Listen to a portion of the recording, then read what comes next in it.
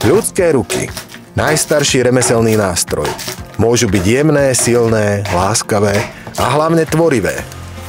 Takéto ruky zachovávajú tradičné remeslá až dodnes. Príbeh tohto dreveného korítka začal pred 10 ročiami, kým strom rástol, drevo mocnelo a začali ho opracovať ruky pána Kanaloša. Na svoju prácu pán Kanaloš potrebuje aspoň 30-ročné drevo. Vek vie určiť podľa letokruhov, ale už od oka vidí, na čo drevo využije, z ktorého bude dobré korítko. Najradšej využíva hlavne orechové drevo, jaseň, lipu alebo slivku. Nasleduje hrubé opracovanie kmeňa, ktoré môže trvať niekoľko desiatok minút. Kmeň sa zbaví kôry, prípadne zvyšných konárov.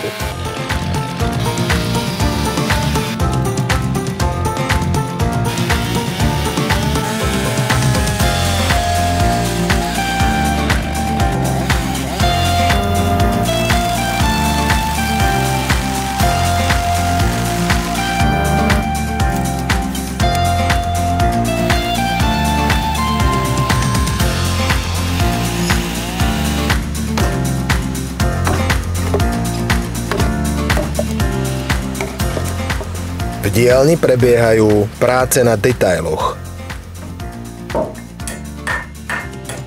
Upravenie tvaru korítka motičkou, špeciálnym ručným nástrojom.